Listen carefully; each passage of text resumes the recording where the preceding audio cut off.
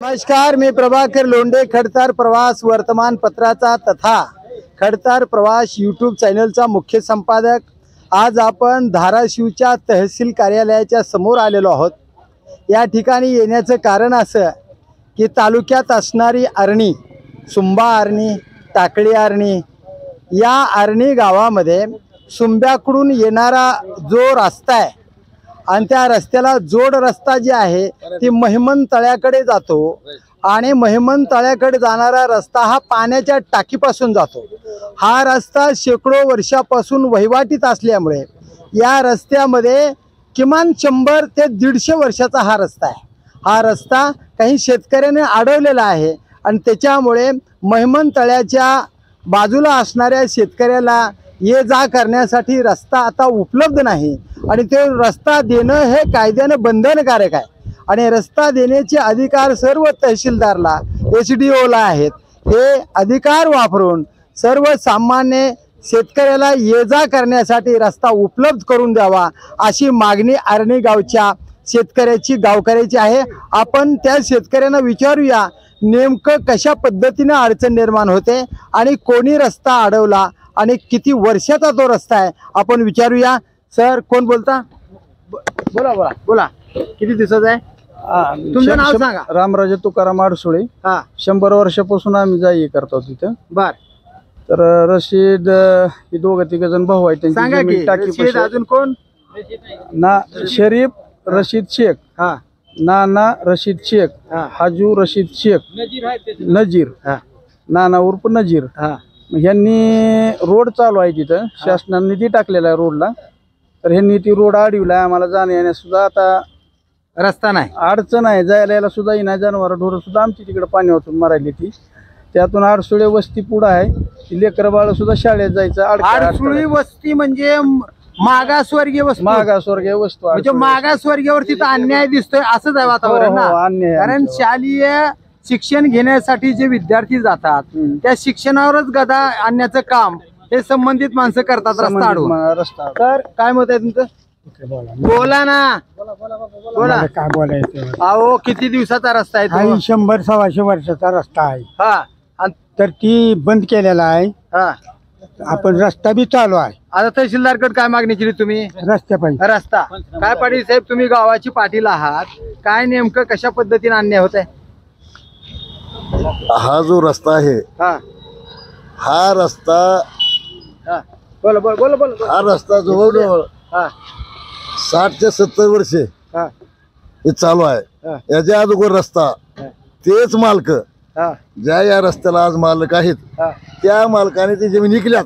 बर, तीच मालक खाली आपली मेसुबाई नाही ना, मेसुबाई आहे, तिथून असाही रस्ता होता। बर, पण तो रस्ता जी मालक खाली रस्त्याला आहेत त्याच मालकाने वर रस्ता काढून दिलाय। बर, आणि तो रस्ता पाण्याची टाकी सुंबार रोडला जुळलाय, ती आनंदवाडी इथपर्यंत हा रस्ता आज तक आहेत 50, 60, 70 वर्षापासून तो रस्ता ह्या खाल्ल्या मालकाने दिलेला आहे। आता हे गावकऱ्यांना काय अडचण आहे? पुढे या की, पुढे या।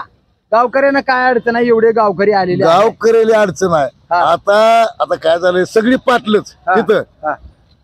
शाजी बाप्पाची जमीन तीच, पुढे गुंजराव पाटील जमीन तीच। बर, पण ह्या माणसाने जमीन विकल्या आणि हिथं आली सगळी धनगर, कोळी, साळी, माळी, मुसलमान, ही सगळी 12 मागासवर्गीय लोक सगळी इथं यांनी ती जमीन 2-2 एकर घेतल्या।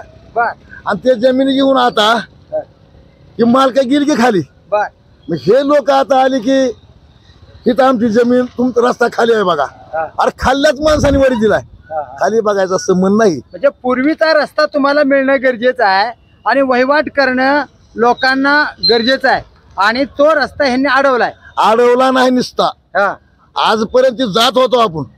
आज तिथं आंबे लावलेत, बर, या 2 दिवसात आंबे लावलेत। काय मत आहे तुमचं? बोला बोला बोला, काय म्हणता? या पुढे या, पुढे या।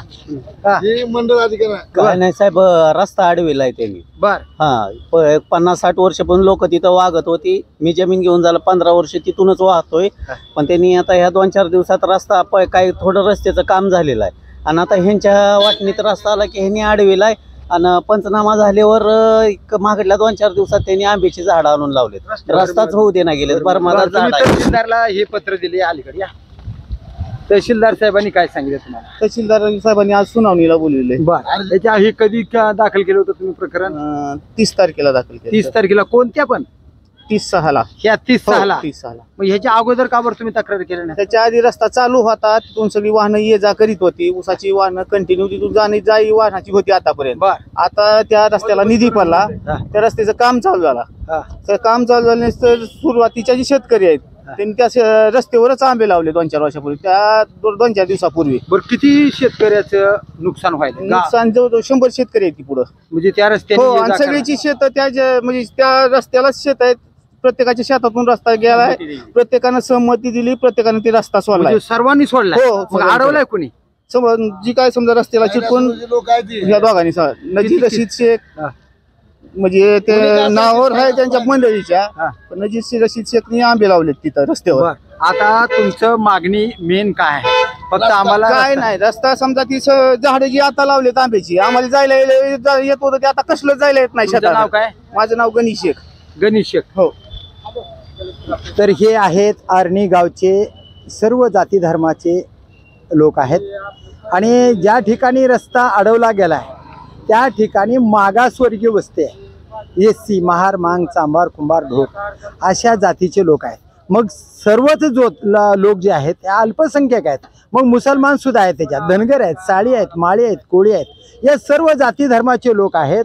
आणि त्या ठिकाणी ये जा करण्यासाठी किमान 100 ते 150 वर्षाचा रस्ता पूर्वीचाच आहे. पण ती जमिनी काही लोकांनी विकल्यामुळे, आता नवीन लोकांनी जमीन घेतल्यामुळे नवीन लोक म्हणतात आता हा आमची जमीन आहे, आम्ही कुणाला देणार नाही, म्हणून तिथं आंब्याचे झाडं लावून रस्ता अडवण्याचं काम केलंय. पण या सर्व लोकांचं मत आहे की पूर्वीचा रस्ता आहे तो रस्ता आम्हाला मोकळा करून द्या आणि सर्व जाती धर्माच्या लोकांना ये जा करण्यासाठी हा रस्ता वाहित करून द्या, पूर्वीचाच आहे तो तसाच राहावा अशी मागणी तहसीलदारकडे रास्त आहे. आणि तहसीलदारनं कायद्यात बसवून हे रस्ता देणं बंधनकारक आहे. तर बघूया या सुनावणीमध्ये तहसीलदार नेमकं कशा पद्धतीने आर्णी गावच्या सर्व शेतकऱ्यांना, गावकऱ्यांना हा रस्ता मोकळा करून देतात ते पाहूया. येणाऱ्या काळातच मी प्रभाकर लोंढे, खडतर प्रवास वर्तमानपत्राचा तथा खडतर प्रवास यूट्यूब चॅनलचा मुख्य संपादक. या चॅनलला सबस्क्राईब करा, शेअर करा, लाईक करा, बेल आयकॉनचे बटन दाबा आणि असे समाजहिताचे वेगवेगळे व्हिडिओ पाहण्यासाठी खडतर प्रवास यूट्यूब चॅनल सबस्क्राईब करा. धन्यवाद. धाराशिवकर. जय हिंद, जय महाराष्ट्र.